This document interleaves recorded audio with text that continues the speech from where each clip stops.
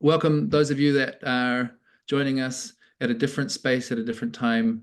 Welcome to the recording. And then for those that are already in the room, a big welcome to you too. Thanks for joining us today. It's really nice to see some familiar faces and a bunch of new faces too. My name is Richard. I'm one of the co-founders of the Hum, and we work with organizations supporting them to develop deep collaboration practices.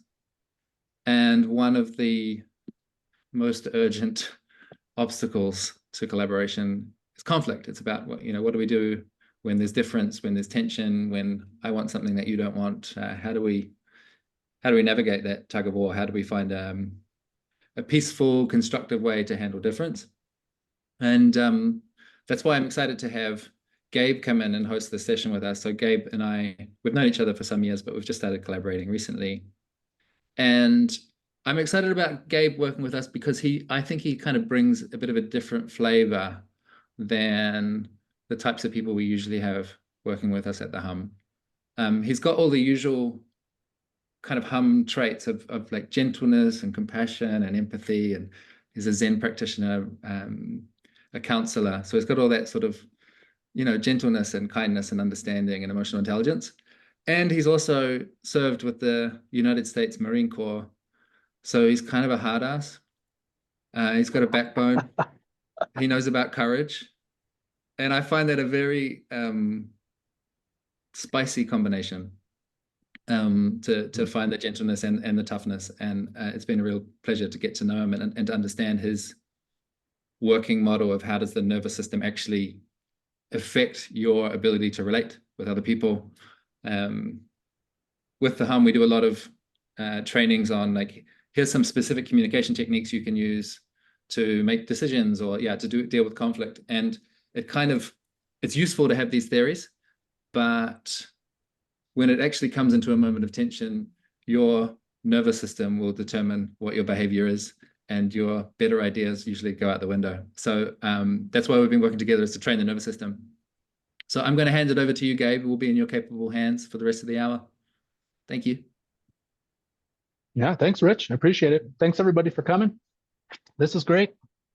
I want to get started by talking to you a little bit just about how the nervous system works. We're also going to get a little bit of practice today, because where the rubber meets the road is really in the training of the nervous system, as Rich mentioned.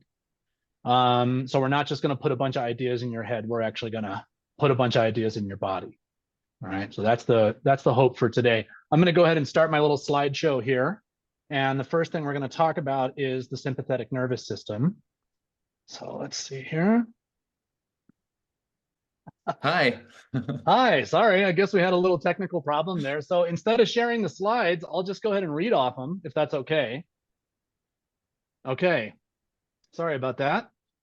All right, so let's talk about the two sort of major subsystems that are involved in excitement, that are involved in what psychologists sort of unfortunately call arousal, but which is you getting worked up over something, right? Which is primarily what's going on in conflict.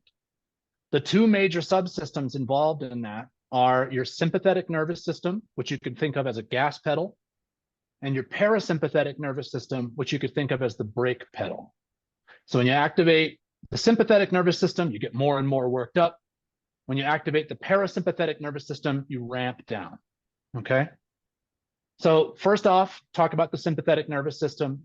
The function of it is fundamentally, it's to provide more energy for focused activity. And that typically shows up in four ways. It shows up as excitement without valence, but typically it shows up as fear, anger, and desire. These are the three ways that the sympathetic nervous system manifests energy and focuses it into one of these purposes. You may have heard the sympathetic nervous system called the fight or flight system. It's actually the 5F system, which is fight, flight, freeze, feed, and fawn. So these are sort of the five primary instinctual activities that we launch into as a response to stress, and of course the infinitely variable ways in which we mix those and and manifest those, according to our personalities and our situations. It's like music. Some of the key concepts to understand about the working of the sympathetic nervous system is one, it's a brain structure called the amygdala. We're going to talk a little bit about the overall structure of the brain, which is the triune brain. We're going to talk about adrenaline. We're going to talk about memory. Okay. So the amygdala is a little piece of your brain. It's somewhere close to the middle. It's about the size of an almond. And it scans your environment 15 times per second for threats. When it picks up on something that might be interesting in terms of fear, desire, or anger, then it quickly makes an assessment of how much attention should I give that? How tight should my attention get around that thing? And how should I start allocating resources in order to deal with this?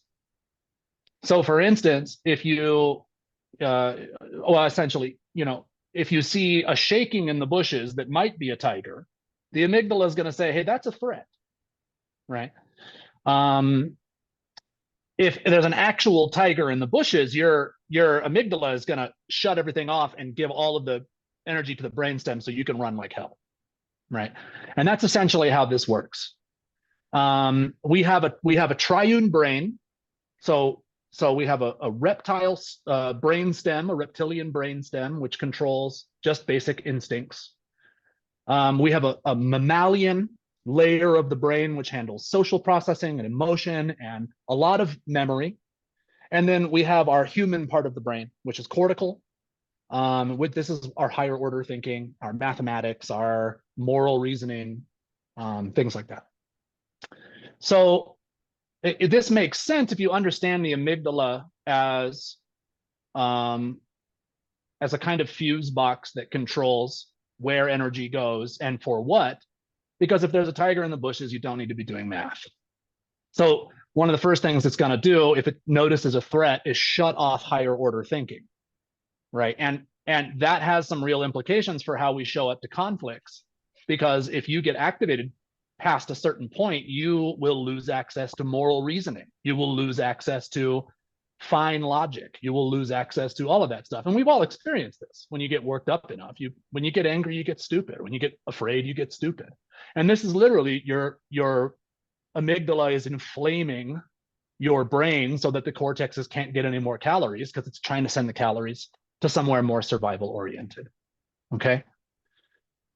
So,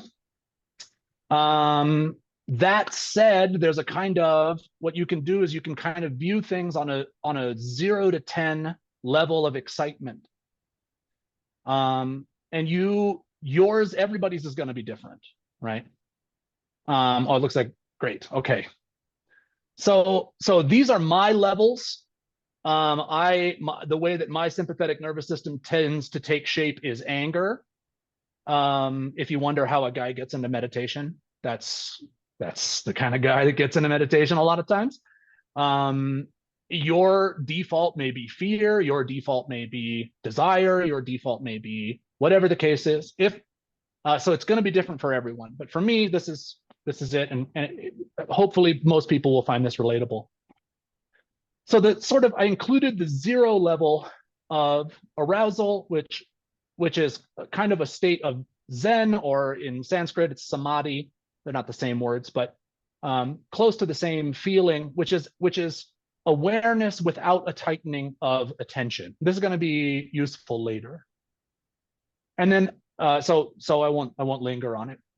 Level 1 is something in the environment emerges from undifferentiated attention and catches your interest. So just having your curiosity piqued is a level 1. Okay. Level 2, I think of as boredom, because something my awareness has tightened on an object, and I have a little bit of resistance, either to the presence of something that I'm bored with or the absence of something that I wish was there. Okay. Level 3, notice we're like yellow now. You're starting to get a little bit of inflammation in the brain when this happens. This is the first level will be frustration or annoyance, and it'll be diffuse. So if let's say, Rich is sitting over there tapping his pen, And something might come up for me that's like, God, I can't stand this open office floor plan. It's just so hard to work, right? So I'm frustrated, but it's diffuse.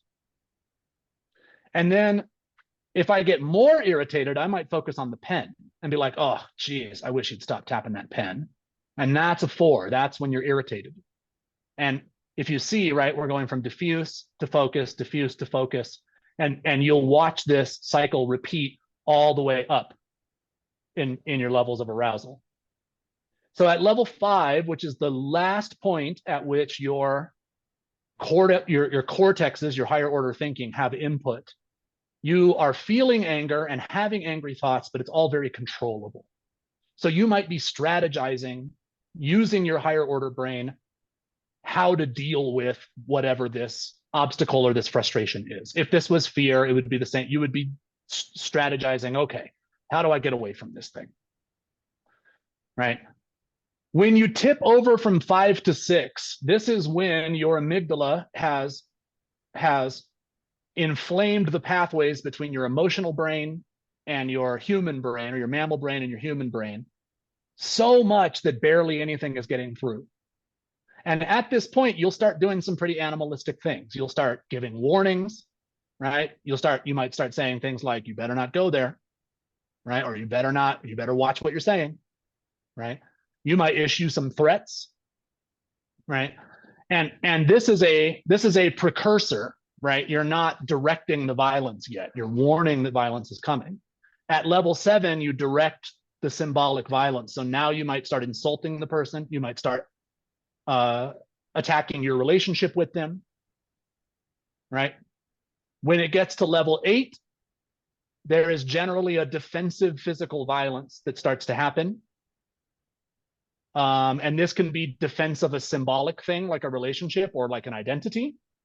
But generally the object that you want to preserve is still in mind when this is happening. At a level 9, whatever you're defending is a rationalization and you're just physically aggressive. And at a level 10, you're enraged. And or you may be paralyzed and frozen, or you may be running for your life, screaming your head off. Or if you're in a luckier context, you may be in ecstasy merged with your lover. This is when basically awareness completely lets go and the brainstem has completely taken over. And this is typically the area where at this level of activation, people become traumatized, become majorly traumatized, because there becomes a huge gap in the self that can't be explained by the rest of the brain because it just wasn't there, right? So those are the levels of arousal. Like I said, they're different for everybody. You know yourself when you're worked up, right? And so what we want to do now is a little activity where you're going to observe and respond to your own triggers, okay? So using that arousal chart, what I want you to do is write out, what does a level 3 look like for you? What does a level 5 look like for you? Okay. And then once you've got that, write out what's the sort of thing that could get you to a level 3 like that from a 1? And what's the sort of thing that could get you to a 5 like that? Okay. So my example is when I was younger, I was a bartender. This was even before the Marines, and if I had a customer come in 10 minutes before a close, this would be something that would get me to a 3, where I'm like, am I mad at the customer? No. Am I a little annoyed that I have to stay late? Yeah. Okay. A 5 would be, okay, my coworker came in drunk and I sent him home and now I'm stuck running the bar for the rest of the night. Like I'm angry, but it's in control. Right? So what's a 3 for you? What's a 5 for you? And then what are a few things that a person could do or say, and that's important, that could take you to a 3 or a 5? Okay, not an abstract scenario, but something that a person could say or do. So let's just take a couple of minutes and journal about that. Okay, so is anybody already triggered a little bit? Already starting to feel it? Did you think about that one guy from the internet that always gets your goat? Whatever the case is, all right. So what we're gonna do next is we're gonna give you a little surprise, and we're gonna put you in one-on-one breakout rooms. And what I'd like you to do is the person with the shortest hair will go first. The person with the longest hair will go second. All right. What you're going to do is type your trigger into the chat. And and then the longer hair person will say that out loud to you. So if my trigger is, oh, hey, I know you guys are going to close in 10 minutes, but, can I get something to eat? Right. I'll type that into the chat, and then my partner will say that back to me, and I will notice what happens in my body. What's going on? Do I feel my heart rate go up? Do I feel sweaty? Do I feel flush? What happens to my attention? What happens in my emotional body? Right? Pay attention to all that stuff. If after that, the longer haired person will type theirs into the chat, and the short haired person will read it back to them, and you'll do the same thing. You'll collect some somatic data. Okay. And if you have time, this is going to be a short breakout room. If you have time and you also want to do your level 5 trigger and you're up for it, you can also do that. Okay. But don't push yourself into the red. All right.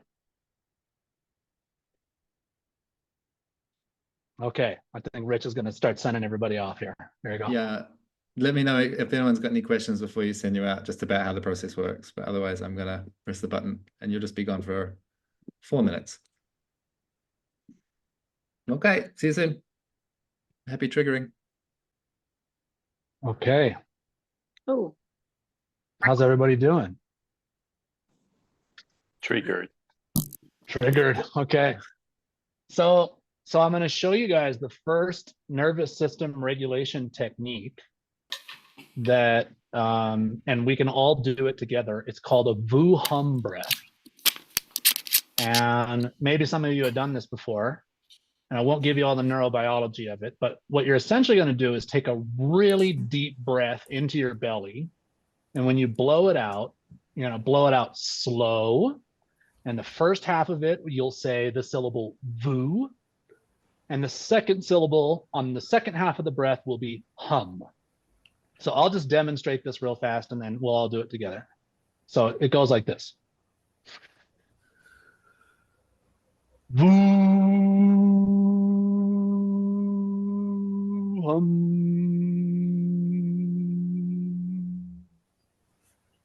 All right, everybody together. Let's do it. Ready?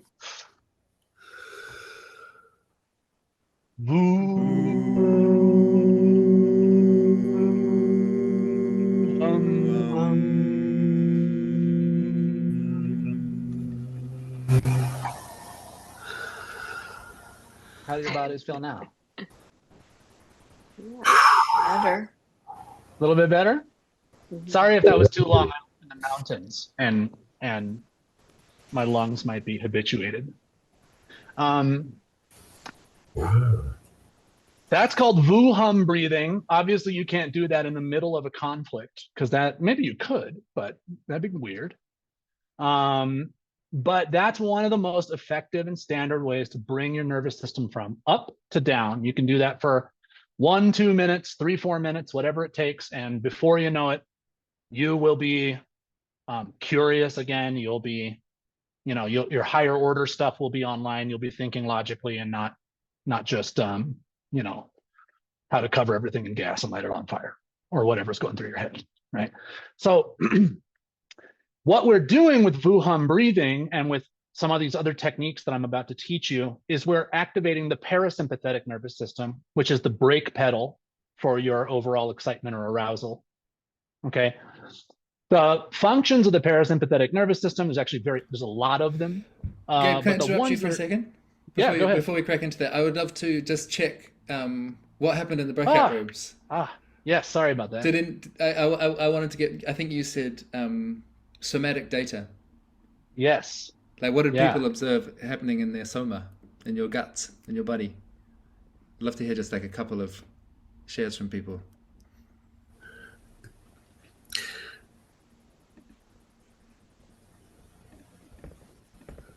Yeah, I noticed this heat, and almost nearly all my muscles were like tightened up, and I got this in my throat and my shoulders and arms and legs, and yeah, just this all over body.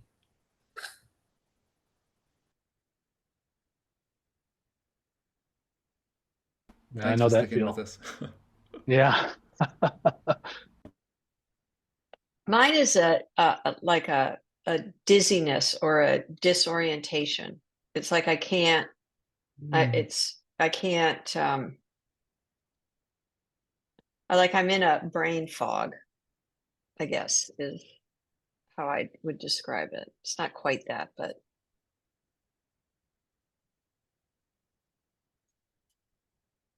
Yeah, someone just mentioned that they're surprised how strong their reaction to role playing is, and that's actually, it's kind of an amazing thing because you think you're just playing, but your body is like, nope, we're in this situation. yeah. Let's do it. Let's ramp it up. There we go. You know. Anybody else?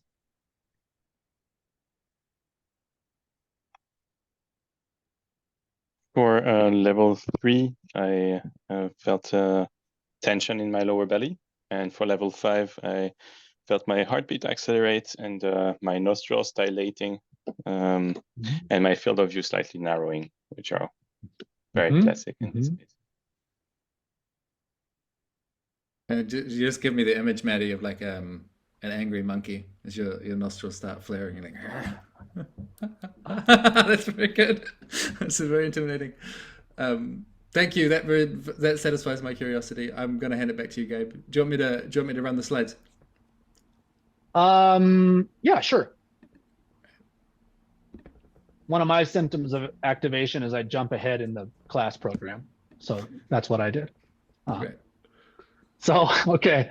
So like we were saying, the function of the parasympathetic nervous system, it's got tons of them. It's your rest and digest system. But for our purposes today, all you need to know is that activating the parasympathetic nervous system deactivates the sympathetic. So taking your foot off the gas and putting your foot on the brake slows the car down, right? And what that means also is it tells the amygdala, hey, everything's cool. And that, you can start sending calories back to the cortexes. You can start sending calories back to higher order thinking. And so that's important, right? So some of the key concepts of about understand the parasympathetic nervous system are the vagus nerve, cranial nerves. There's about 4 cranial nerves that are part of the PNS, and then your various cortexes. So what I was going to talk a little bit about downregulation, but I think it's even better just to mention that we live in a really stimulating time. Most people are, with traffic and work and smartphones, are walking around at a baseline activation of about 2 or 3 on a regular basis. And that's because there aren't natural cycles of rest and stimulation. We pretty much wake up and get stimulated and stay stimulated throughout the day. And we don't get a lot of long periods of just turning our brains off or just meditating or scanning the horizon or whatever our ancestors did to chill out, right? So what we've had to do, or what we're learning to do now and making an art out of it, is that since modern society provides very few gaps for rest and relaxation, you just have to directly stimulate the parasympathetic nervous system to get it to calm down. So we're making an art out of it now, essentially, right? And so the first thing I want to talk about, and we're going to talk about regulating the nervous system now, is what happens when you're already in the fight. What happens when somebody's already said something tense, and your activation goes up? How do you get control of that? How do you make sure that you're present and you're skillful? The very first thing you do is you take a deep breath. Now, most of you breathe into your belly, and that's important. Most of you are walking around holding your bellies in thinking that it makes you look skinnier to other people, and it doesn't, and you should just let that go and breathe directly in, and your diaphragm will drop and your lungs will expand and you'll feel great. Though the expansion of your lungs and the expansion of your organs when your diaphragm drops will go forward, and it'll also go backwards, and your organs will boop, your vagus nerve, which tells the rest of your parasympathetic nervous system everything's okay.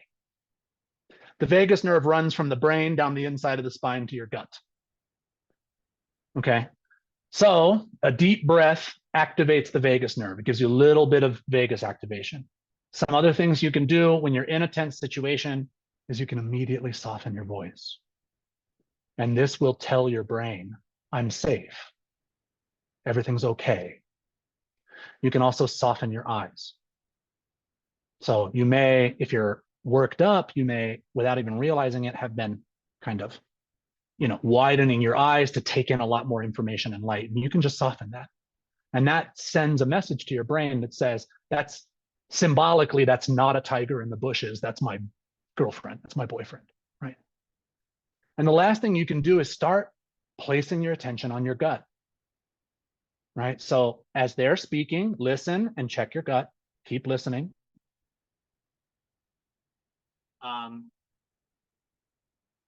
You can check in with yourself as you're thinking of what to say. You can also check in with your gut. And what you're doing fundamentally is you're telling your brain, against the evidence that it has and against the ancient programs that it's running, that you're actually in a safe situation, and it will change its operation to match what signals you're telling it. Okay, so checking in with your gut, speaking softly, softening your eyes, and breathing deeply in a fight all can keep you calm while you're worked up. Okay, Rich, can you send us to the next slide? Okay, so after a big fight or a big scare or a big excitement of some kind, usually there's like a lasting feeling of rawness and emotional dysregulation where your emotions are very close to the surface. Okay, to repair that dysregulation and to come back to a level of baseline only takes a few minutes of direct stimulation. Although the subjective experience of being dysregulated can remain for a long time afterward, because that is hormonal and not neurotransmitter. Neurotransmitters are fast. Hormones are like, the US Postal Service. Okay, so you can get back to a rational brain before the rest of your body feels like it's calmed down, right? So we already did hum breathing, Vuh-hum.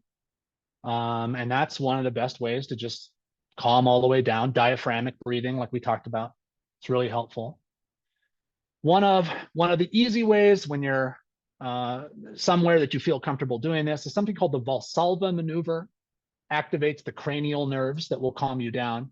And what you do with this, a little funny looking, you purse your lips so that no air can get out, and you pinch your nose and you breathe into your face. So it looks like this. Okay, that will move a bunch of air and pressure into your face, which will stimulate those nerves and which will tell the rest of your body, even though it kind of feels stressful when you're doing it, it tells the rest of your body, oh, this guy's good. Those are the, yeah. So nobody better have screenshotted that. I'm going to be so embarrassed.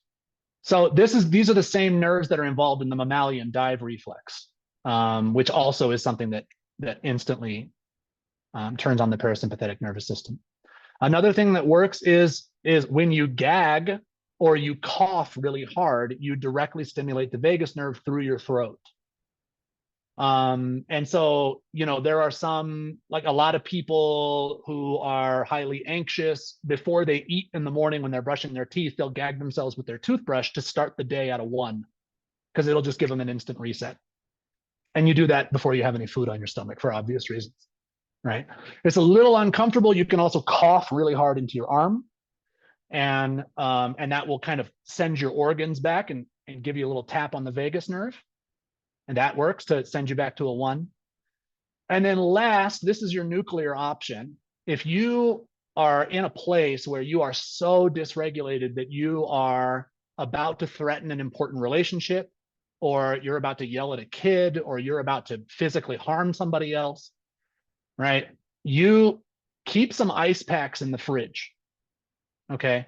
This could also be if you just tend to totally shut down, right? And can't be operative in a conflict. Or, you know, you can get an ice pack, you can withdraw yourself from the conflict, you can go sit somewhere quiet, get an ice pack, put it on the side of your neck where it cools both the jugular and the carotid artery, the jugular vein and the carotid artery. And that will cool the blood going to and from your brain. And that will actually cool you off very quickly. If you're still in danger of covering everything in gas and burning it down, take that ice pack and stick it in your armpit. It will shunt your brain out of the amygdala and into the cerebellum. And you'll be like, whoa, where did I go for a second there? Okay.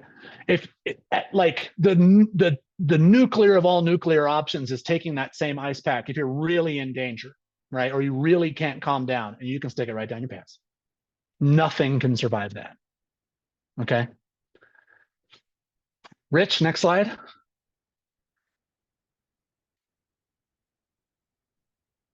Okay, so a couple of things you can do, which is sort of interesting, is there are negative levels to arousal. So you can actually stimulate the parasympathetic nervous system to such a degree that it gives you a bit of buffer in between stimulus, impulse, and response, right? So especially doing this early in the day lowers your baseline. And the way that works is if you get road rage, say, for instance, if you, and all of us struggle to some extent with traffic, if you're already at a 3 and some jerk cuts you off and your nervous system jumps 3 points, you're already going to be at symbolic violence, and you're already going to be coming up with your most creative cuss words to call him, right? If you fortified your chill that day and you primed the parasympathetic nervous system, you'll go from a 1 to a 4, and you'll feel frustrated with that guy, but you won't, you know, be inventing new words for him. Okay. So activities that work for this, meditation is the classic and the most effective for opening up those sort of layers of parasympathetic delay or spaciousness in between stimulus and response. This is outside the scope of this class, but you can meditate so deeply that you barely even perceive anything or don't perceive anything at all. And that can be extraordinary. But all you actually need is about 16 minutes of diaphragmatic breathing and gentle attention on the breath to bring you down to a level 1. And if you can do that in the morning before you look at your phone and before you have coffee, before you look at your email or anything that's really stimulating, you will fortify your nervous system for the day. And as long as it's not an extraordinarily stressful day, you will go through the day having the slight jumps of stress and then a return to the baseline of 1 rather than the baseline of 3 that we're all normally at, 2 or 3 that we're normally at, making big jumps, coming back down. Okay. If meditation is not your jam for whatever reason, that's totally okay. Try reading something peaceful. Try a flow state on something peaceful like drawing, something that's not digital. And again, you know, between 15 and 20 minutes of this in the morning before coffee, before screens, can really fortify you for the day. Okay. And that is our primer on the nervous system in conflict. So the floor is now open for questions.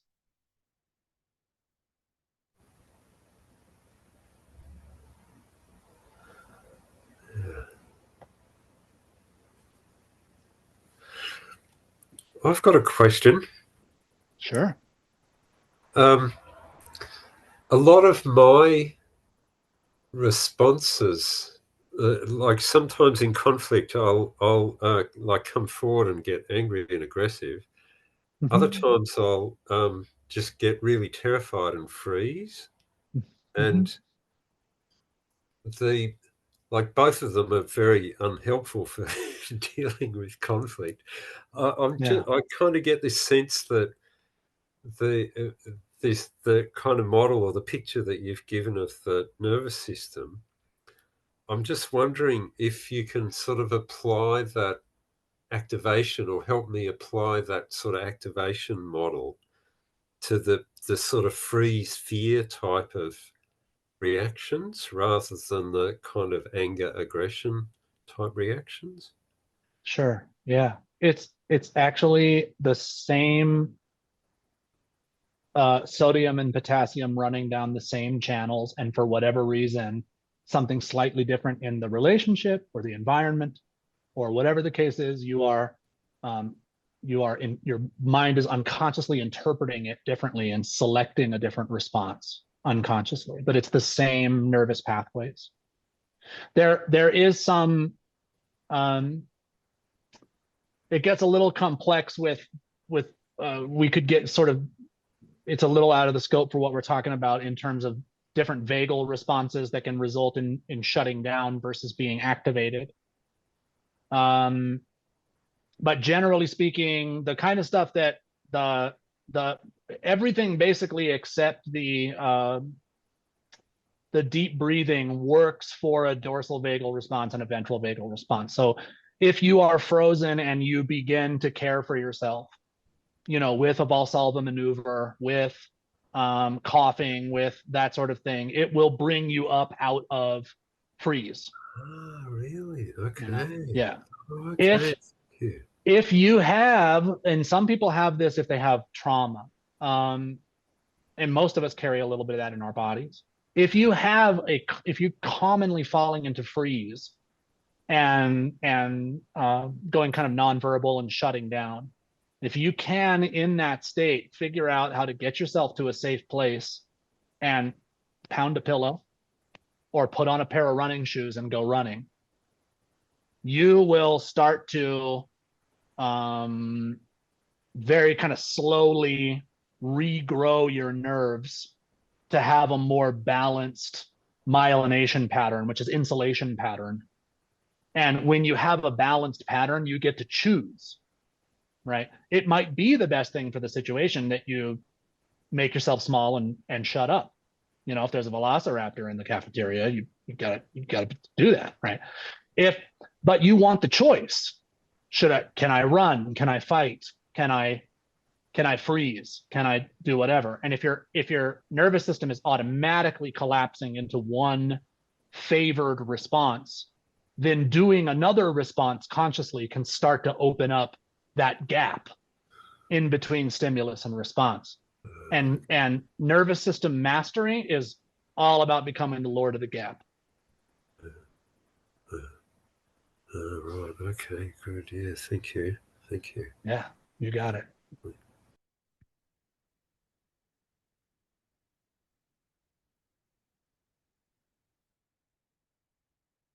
Anybody else? One question. One sure. question I had was like, I guess there's a lot of different techniques for doing the vagus nerve activation, and I don't know, is there like some categorization there where it's like, okay, for certain people, certain things work better, you kind of just like figure it out on your own, or like certain things are more extreme, etc. Yeah. So the only way I categorize it is some of them are quite a bit more uncomfortable than others, but everybody's anatomy is different. So somebody might find that a quick cough really calms them down fast. Somebody might have to cough I have to cough really hard to get a vagus activation, and so my throat always hurts afterwards. So if I have the choice, I'd use the Valsalva maneuver and breathing, because those are the least uncomfortable. But I think you probably just have to experiment with them, and see how they work. I'll just quickly add on that, Gabe. I'm only more recently practicing this and paying more attention to my nervous system responses. And the surprising thing to me has been, like, I've always heard people talking about these sorts of things, and I felt like, it's not very convincing, or it doesn't really work for me, until I started humming. And now it's like, oh, there is a button that I can press when I'm feeling any kind of stress, and it will take me from a 5 to a 3, or from a 3 to a 1 in about 45 seconds. I'm saying that because as a newbie, my hope is that everyone has a button, and you might have to do some experiments to find which is the button for you. But like in the same way that everyone here knows that there's certain phrases you can hear that are going to trigger you and get you up, there's also certain moves that you can pull that are going to bring you down. And it's like what we're advocating here, I think, is that you find how to run the control panel of your nervous system so that you can have more autonomy and more agency when you're dealing with these difficult situations. Yeah, that's great. And I really, these are just kind of the most common sort of basic ones. There are dozens of nervous system regulation tricks out there, and so I encourage you to go research it, or feel free to message me or come to FightWise, our workshop that's coming up, and come get some one-on-one time with us, and we can workshop it together. Lana, would you say what havening is? I don't know that term. Havening? Yeah. Havening? Yeah, it's also a somatic modality where you use touch and then certain gestures, and also touching the face. It's a very powerful. It's less, I would say, especially with my experience with EMDR, it's less intense, but it does help in reprogramming how we respond to triggers. Good self-soothing there. Should we take that last question from Kate, and then I'll have a closing word? Hi, Kate. Hi, folks. This is fantastic. Also, things are coming up for me. I'm like, oh yeah, from the autistic community, they've got a lot of self-soothing and regulating techniques. From the kink community, aftercare, basically all techniques for self-soothing and reconnecting. But one thing that was coming up for me when you asked us, I'm taking care of my toddler, so I couldn't pair and share, but when you were asking like what will take you from a 1 to a 3 or a 3 to a 5, the first thing that popped into my head is getting catcalled, getting sexually harassed. And then I was like, actually, that is something I'm dealing with, and so many people in so many different kinds of bodies deal with every day. And that's like a category of thing, right? Like Black folks deal with anti-Blackness all day. Those things are stimulating to my nervous system, but they're also so constantly stimulating that my baseline is in kind of a different place. And I've noticed for myself that a lot of the easy buttons to push don't work because I'm habituated in a way. And so I was wondering if you could speak to any techniques or any thinking around when the nervous system has adapted to an ambiently stressful environment where we are essentially powerless. Like, what do you do? Or are there things that you think about in that way? That's kind of my curiosity. Yeah, sure. That feeling of powerlessness is the feeling of an activated nervous system that is running down a freeze channel, by the way. That feeling of helplessness, that feeling. In almost any given situation, we have choices. Typically with this, we're very lucky, maybe counterintuitively with the way the body usually works. All you have to do is more of it and it'll work. So whatever it is that you're doing, you just may need a lot more of it. I'm a pretty hot-headed guy. So for me, cool down breathing, when I do cool down and hum breathing, I don't come down in a minute. I need 3 to 5. And that's just me. That's just my brain and my nervous system and the way it is. So I will sit and I will breathe, as long as it takes for me to settle down. And typically that's going to be the same thing. If you don't have the time to do that, there are these little ice packs that they sell for medical kits that you just like smack them and break them, and you can grab one of those, and one, it's cathartic to like smack it against the dashboard or whatever, and 2, you can then take that thing, put it on the side of your neck, put it on your forehead, and that is the quickest way to cool down and regulate your nervous system that I know of. That's like your big guns. So I would say if that's something that I would experiment with all of the techniques and see which ones palpably feel like immediate relief, and then either up the volume of those things, or go to the nuclear option. Is that helpful? I'll put it on to my radar and see what happens next time that I get street harassed, and see if I can do something that's a little bit nuclear. I struggle with, because I think another one of the responses I have is fawning, right? So there's the fight, phrase, feed, fawn one, which is a little harder to notice in the moment and then like solve for, because it feels like a normal, reasonable response, but it's totally same category. But yeah, I'll put it on my radar, see what happens. The way to do long-term change with this is a kind of exposure work. They would call it exposure therapy in therapy, but it's not. It's courage practice, nervous system regulation. So what you could do is, you know, I had I've done this many times. I'd set up a punching bag in my basement and I look up pictures of things that frighten me on the internet, and then I kick the crap out of the bag until I feel better. And this has helped me develop a real tolerance for when this happens. Not that I don't get triggered by the things that upset me, but when I get triggered, a big gap opens up and I get to choose. What do I want to do with this energy? You know, if somebody's catcalled me, or if somebody's insulted me, or if somebody's whatever, then that I can feel that energy come up and I'll go, all right, what do I want to do here? Right. Do I want to fawn? Is that really the best thing for me right now? There are situations in which fawning is the best way to get out quick, right? But a lot of times fawning means people pleasing. It means the sacrifice of self-respect. It's not always the best choice. You know, so when that comes up, if you have the choice to do something more skillful, that will start to reprogram your nervous system over time, rebuild your nervous system. And eventually, when somebody catcalls you, you'll just be like, what an idiot, and you'll keep moving, right? And it will wash over you, right? And you will have complete choice of what you want to do with that energy.